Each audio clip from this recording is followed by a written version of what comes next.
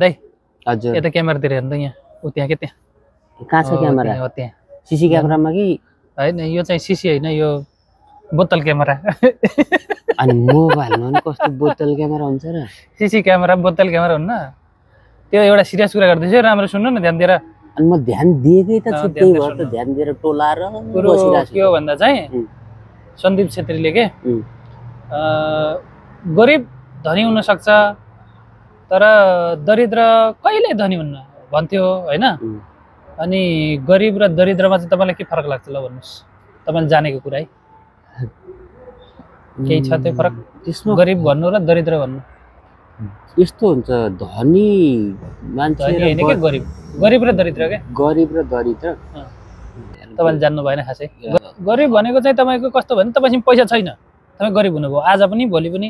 तपाईसँग पैसा छैन आज पनि तपाई गरिब हुनुहुन्छ हैन आज भोलि पैसा छ धनी हुनुहुन्छ के जस्तै अनि दरिद्र भनेको चाहिँ सोचाइ भनेको तपाईसँग पैसा जति पनि गोजिया छ तर व्यवहार र सोचाइ तपाईले चाहिँ त्यो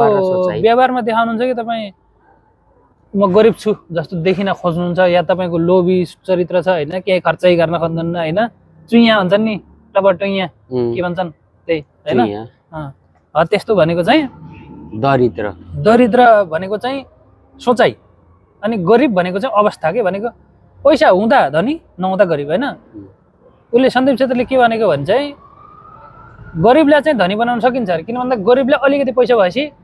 धनी हुन्छ भने उसको सोचाइ त्यस्तो दरिद्र छैन कि म सधैँ गरिब छु तर दरिद्र भन्लाई चाहिँ तपाईले पैसा दिनुभयो आएर हैन पैसा टन्न दिनुभयो मानिलियो कोही दरिद्र भेट्नु भयो बाटोमा पैसाको झोलै दिनुभयो हैन अनि त्यो मान्छेले चाहिँ के भन्छ अरे भने चाहिँ पैसा लिएर गयो घर यति धेरै पैसा दिनुभयो कि तपाईले त गनेर सकिन्न ल अनि घर जाँदै गर्दा त्यो मान्छेले सोच्छ अरे कि यसले घर जाने बस भाडा पनि दियो भए त यो बिटो खोल्न पर्दैन होला नि भन्छ अरे के दरिद्र त्यो दरिद्र गरिब के हो भन्दा चाहिँ तपाईले कोही खाना नपाएर बाटोमा बसेको मान्छेहरूलाई एक छाक दिनुहुन्छ धन्यवाद हजुर यताउता भन्छ भने त्यो मनैदेखि आउनु पर्यो है फेरि मुखले भन्ने कुरा हैन मनैदेखि आउनु पर्यो भने चाहिँ त्यो भनेको चाहिँ धनी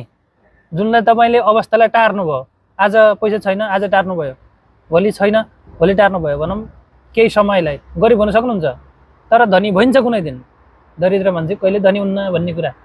बुझ्नु भयो सही तपाईको केही राय सुझाव सल्लाह प्रतिक्रिया हैन एकदम दामी गुड हो गुड 100 मा 200 300 400 1000 100% त्यही हो तपाईलाई पनि भनेको ध्यान दिएर सुन्नु गरिब अवस्था हो अनि दरिद्र सोचाइ हो दरिद्र नहुनुस् है